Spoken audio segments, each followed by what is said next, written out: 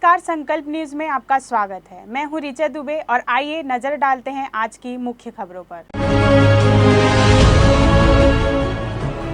सुशासन तिहार में शामिल हुए मुख्यमंत्री।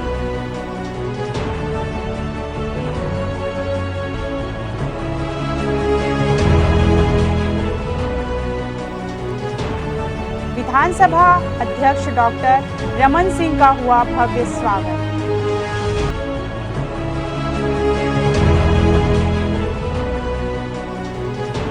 महंगाई के विरुद्ध कांग्रेस ने निकाली रैली।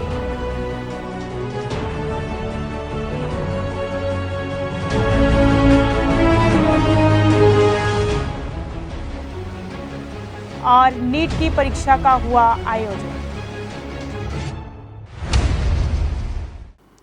अब खबरें विस्तार से। राजनांदगांव शहर के मोतीपुर से मुख्यमंत्री विष्णुदेव साय ने आज शाम जिले में सुशासन तिहार की शुरुआत की। इस दौरान उन्होंने करोड़ों रुपए के विकास कार्यों की सौगात दी। इस अवसर पर विधानसभा अध्यक्ष डॉक्टर रमन सिंह, सांसद संतोष पांडे और महापौर मधुसूदन यादव भी उपस्थित रहे। शहर के मोतीपुर वार्ड में सुशासन तिहार के अंतर्गत 4 वार्डों के शिविर का आयोजन किया गया। इस अवसर पर विभिन्न सरकारी विभागों के स्टॉल लगाए गए। इस आयोजन में शामिल होते हुए मुख्यमंत्री ने कई विकास कार्यों की सौगात दी। वहीं इस आयोजन में मुख्यमंत्री के द्वारा महतारी वंदन योजना की 27वीं किस्त की राशि महिलाओं के खाते में अंतरित की गई। सभा को संबोधित करते हुए विधानसभा अध्यक्ष डॉक्टर रमन सिंह ने कहा कि आप सभी महतारी के आशीर्वाद से ही स्वस्थ होकर लौटा हूँ। के आशीर्वाद से चंगा हो के आए हो, ठीक हो के आए हो। ये महतारी उनके आशीर्वाद के प्रभाव। मैं एक बात ला बार बार दोहराता हूँ, दूरी भले कुछ दिन के रही से, मगर मोर मन राजनांदगांव में रही थे।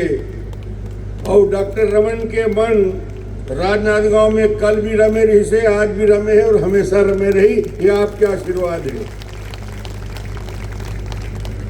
आज यह अवसर जब राजनांदगांव में विकास के बहुत सारे काम और ये 2.5 साल में जब से विष्णुदेव साय जी मुख्यमंत्री बने हैं, तब से राजनांदगांव जिला, राजनांदगांव विधानसभा और पूरा छत्तीसगढ़ एक से एक नया नया योजना। सुशासन तिहार के अवसर पर महिलाओं ने मुख्यमंत्री से सीधे संवाद करते हुए महतारी वंदन योजना की राशि से रोजगार करने की बात कही। सुशासन तिहार के शिविर में शामिल होते हुए मुख्यमंत्री विष्णुदेव साय ने कहा कि महतारी वंदन योजना के पैसे से कई महिलाओं ने रोजगार प्राप्त किया है। वहीं उन्होंने कहा कि जल्द ही सीएम हेल्पलाइन शुरू की जाएगी, जहां 24 घंटे लोगों की समस्याएं सुनी जाएंगी। इसके साथ ही मुख्यमंत्री ने राजनांदगांव जिले में महिलाओं को रेडी टू ईट निर्माण कार्य की स्वीकृति दी।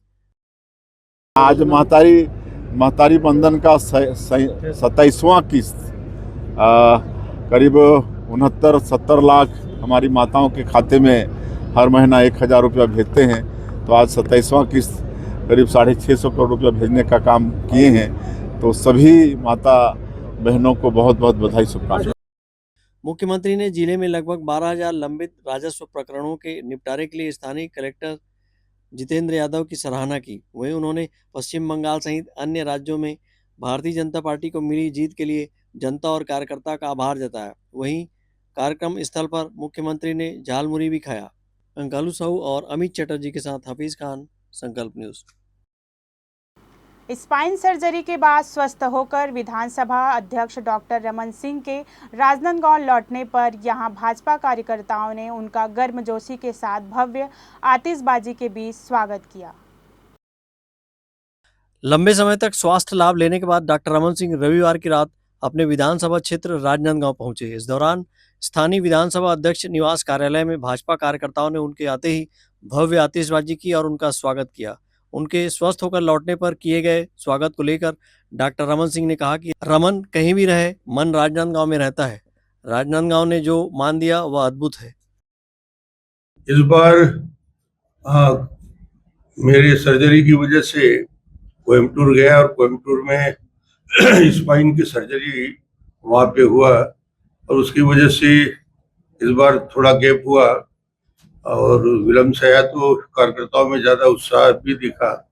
मगर मैं राजनांदगांव में हमेशा कहता हूँ रमन कहीं भी रहे, मन राजनांदगांव में रहता है। तो मन जो है यहीं रहता है, यहाँ से कहीं जाता नहीं, और पहले भी था, अभी भी है, आगे भी रहेगा। तो यहाँ जो राजनांदगांव ने विधायक के नाते, इसके पहले सांसद के नाते जो सम्मान दिया, मान दिया, वो अपने आप में अद्भुत है। उसके लिए आप कितना भी मेहनत करें, उससे ऋण से उऋण नहीं हो सकती। ये राजनांदगांव की जनता का आशीर्वाद है। डॉक्टर रमन सिंह ने कहा कि इस बजट में राजनांदगांव के लिए कई सौगात मिला है, जिसमें 600 करोड़ रुपए से अधिक की सड़क शामिल है। उन्होंने कहा कि जल्द ही यहाँ वर्ल्ड क्लास क्रिकेट अकादमी बनेगी। कुछ काम जो राजनांदगांव के विकास के लिए इस बजट में मुख्यमंत्री जी ने स्वीकृत किया, वो करीब 600 करोड़ से ऊपर के काम अभी प्रथम चरण में शुरू किए हैं। उसमें बहुत सारे महत्वपूर्ण सड़कें हैं, जिसकी कल जब कार्यक्रम यहाँ पे होगा, जो अभी मुख्यमंत्री जी का अभियान चल रहा है, उसमें मैं सम्मिलित होऊंगा। उसमें पूरी जानकारी भी मैं उपलब्ध कराऊंगा कि कौन कौन से काम है। 35 करोड़ का यहाँ के जो सौंदर्यीकरण का जो नया काम सैंक्शन हुआ है, उसके साथ अलग अलग इरिगेशन के 400 करोड़ के प्रोजेक्ट हैं, सड़क के करीब 200-250 करोड़ के प्रोजेक्ट हैं, और बहुत सारे प्रोजेक्ट हैं जो अभी पाइपलाइन में है।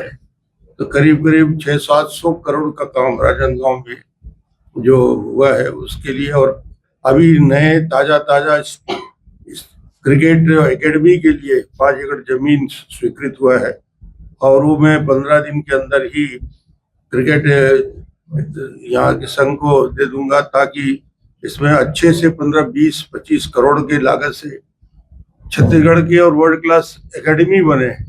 उसका जोर रहेगा कि ये बेहतर बने।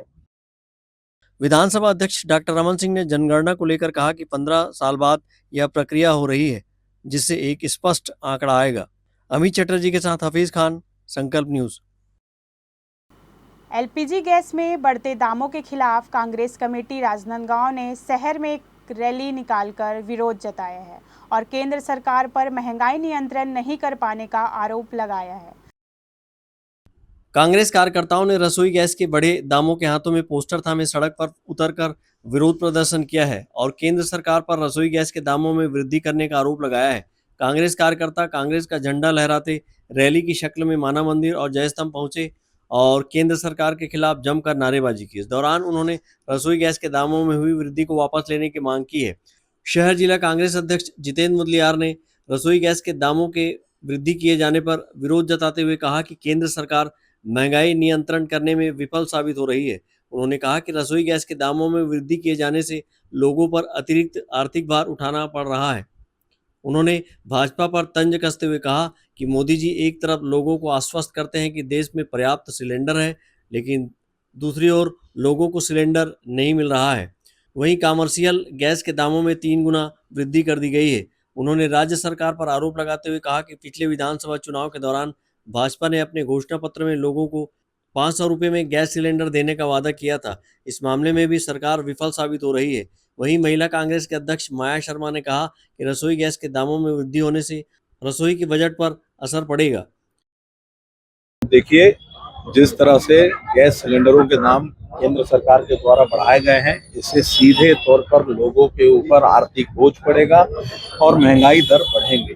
महंगाई को कंट्रोल करने में पहले ही केंद्र सरकार विफल है। नरेंद्र मोदी जी के द्वारा एक तरफ देश को आश्वस्त किया जाता है कि देश में पर्याप्त गैस सिलेंडर है, लोगों को सिलेंडर उपलब्ध हो रहे हैं, आज लोगों को सिलेंडर मिल नहीं पा रहे हैं और उसके साथ साथ दामों में वृद्धि, घरेलू जो कनेक्शन है उसमें वृद्धि, कमर्शियल सिलेंडर में वृद्धि और सीधे तौर पर इसका असर आने वाले दिनों में बाजार में दिखेगा। जो ठेले वाले चाय की दुकानें हैं, जो होटल है, जो रेस्टोरेंट है, जो ढाबे हैं, वो कमर्शियल गैस को यूज करते हैं। अगर उसके दाम बढ़ेंगे तो सीधे तौर पर खाद्य सामग्री जो उनके द्वारा बेची जाती है उसके दाम बढ़ेंगे। महंगाई वैसे ही बढ़ रही है और उसको रोकने की बजाय केंद्र सरकार उसको और बढ़ाने में लगी हुई है।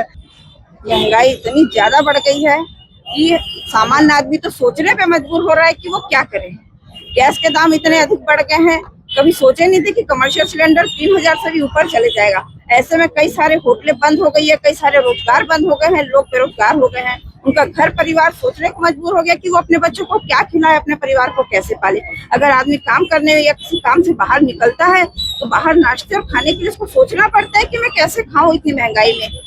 जब गैस सिलेंडर के दाम बढ़ गए, पेट्रोल डीजल के दाम बढ़ गए, उससे हर सामान का दाम बढ़ गया है। महंगाई चरम सीमा पर पहुंच गई है। और नरेंद्र मोदी जी से मैं बोलना चाहूंगी कि वो हिंदुस्तान में रहते हैं, कम से कम अपने बच्चों को, उनकी जनता को जिसने उन्हें वोट देकर जिताया है वहां तक पहुंचाया है, उनका ख्याल करे।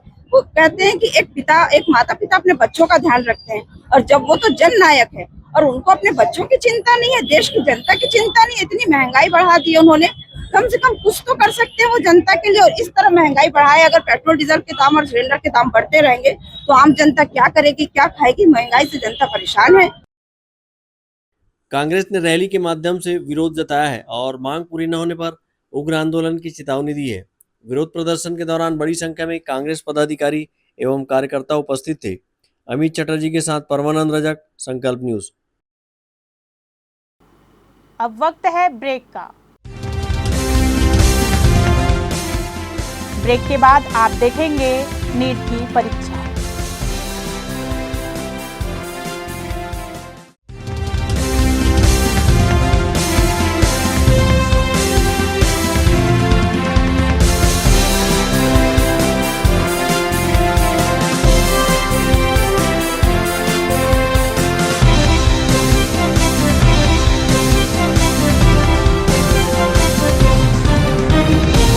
क्या आप चाहते हैं कि आपका बच्चा इंग्लिश मीडियम के उच्च स्तरीय संस्थान में पढ़े, हजारों की भीड़ में वह अपनी अलग पहचान बना सके? तो आपके इन प्रश्नों का उत्तर है लालचंद्र बहादुर एजुकेशन सोसाइटी द्वारा संचालित Royal Kids Convent School. CBSE और सीआईएससी बोर्ड से कक्षा नर्सरी से 12वीं तक और Royal College BEd, BCom, BSc courses के लिए यहाँ योग्य, अनुभवी और प्रतिबद्ध शिक्षकों की टीम है। सीसीटीवी निगरानी के साथ सुरक्षित कक्षाएं और परिसर है। अच्छी तरह से सुसज्जित पुस्तकालय, विज्ञान और कंप्यूटर लैब के साथ नियमित खेल और सांस्कृतिक गतिविधियां संचालित की जाती है। जल्दी करें, सीमित सीटें। रजिस्ट्रेशन के लिए जल्द संपर्क करें। Royal Kids Convent and doctor JB Singh Memorial Senior Secondary School और Royal College, Lalbagh G road, Rajnandgaon. Mobile 9977810001।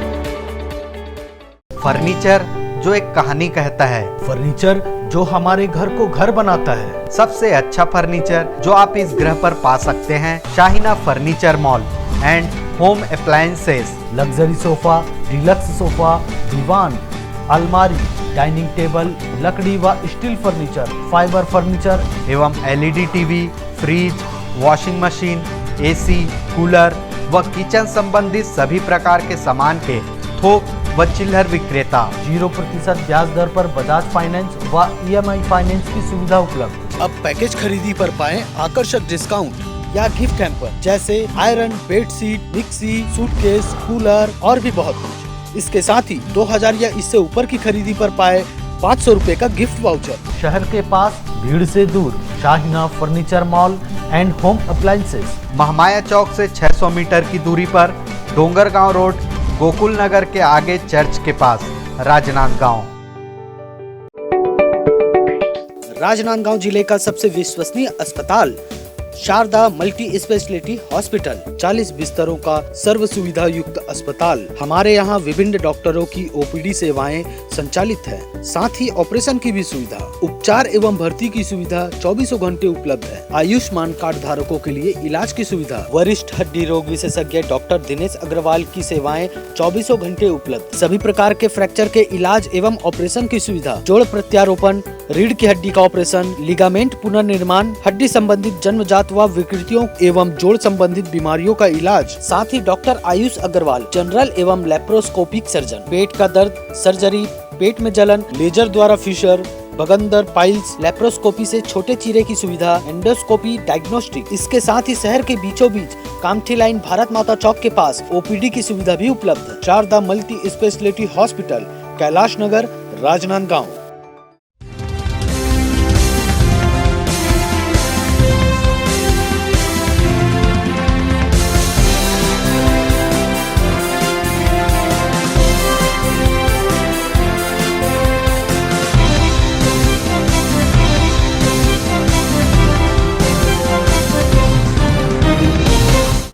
के बाद आपका स्वागत है। रविवार को राष्ट्रीय परीक्षण एजेंसी द्वारा नीट यूजी 2026 परीक्षा का आयोजन किया गया।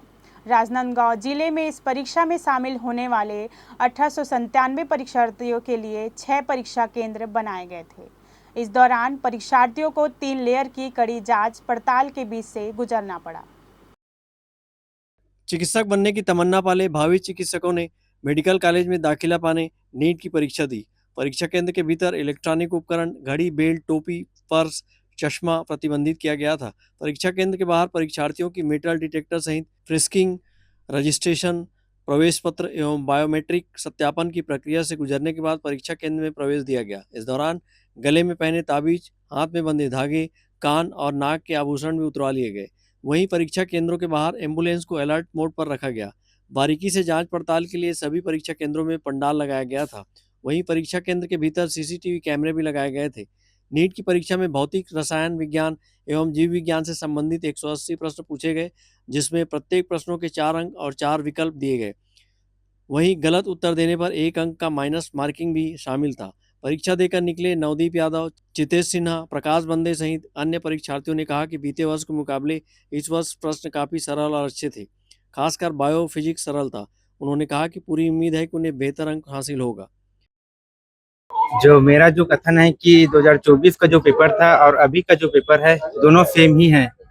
2025 का जो जितना मतलब कट ऑफ बढ़ा था, मतलब कट ऑफ तो बहुत कम था, मतलब 490 तक, मतलब 470 में मिल गया था। अभी जो कट ऑफ है मतलब 650 प्लस जाएगा। अच्छा क्या मतलब? हाँ, मतलब अच्छा तो नहीं गया है पर सरल था बहुत। जैसे पढ़े थे वैसे आया?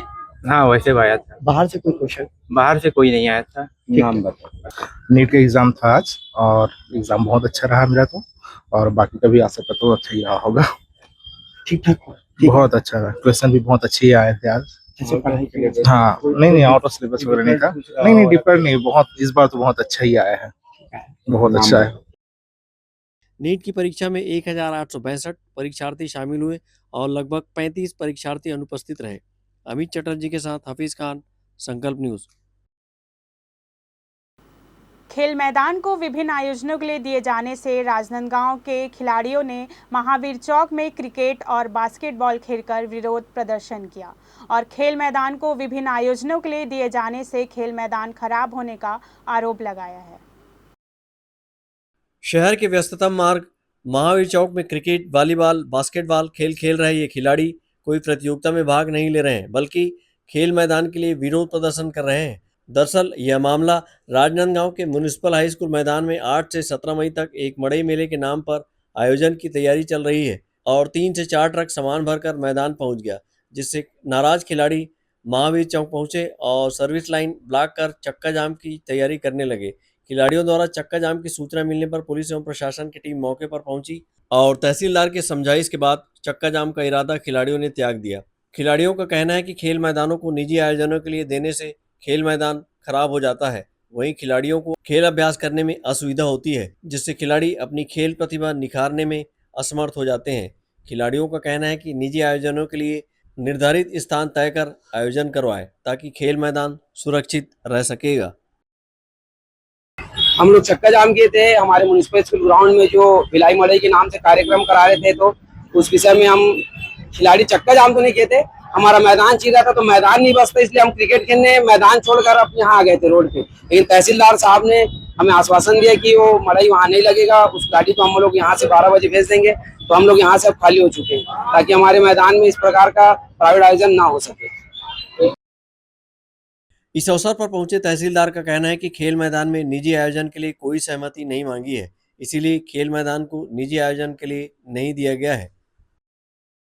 आज इमाम चौक में खेल प्रेमियों द्वारा स्कूल मैदान पे जो मंडई के लिए लोगों के द्वारा आयोजन किया जा रहा है, उस संबंध में जो सामान रखा हुआ है जिससे उनका अवरुद्ध हो रहा था खेल में, इस पीड़ा को लेकर उन्होंने इमाम चौक में प्रदर्शन किया हुआ था। इसमें मड़ई आयोजनकर्ता द्वारा ना ही कहीं से अनुमति ली गई थी, ना ही उनके द्वारा कहीं से इस संबंध में आवेदन दिया गया था। तत्संबंध में उन्हें समझाया गया, उनकी पीड़ा को समझा गया और उन्हें आश्वासन दिया गया कि आज उनको जो है इस संबंध में उसे विधिवत ज्ञापन दिया जाएगा या उन्हें वहाँ से हटाया जाएगा। बहरहाल राजनांदगांव में नाम मात्र के खेल मैदान है, जहां समय समय पर निजी आयोजन होते रहते हैं, जिससे खिलाड़ियों को खेल मैदान उपलब्ध नहीं हो पाता है। इसके लिए खिलाड़ियों ने कई बार प्रशासन को इस समस्या से अवगत कराया है, लेकिन प्रशासन के अड़ियल रवैये के चलते यहाँ पर प्रतिमाह कोई न कोई निजी आयोजन होते रहते हैं, जिससे खिलाड़ियों को खेल खेलने के लिए खेल मैदान उपलब्ध नहीं हो पाता है।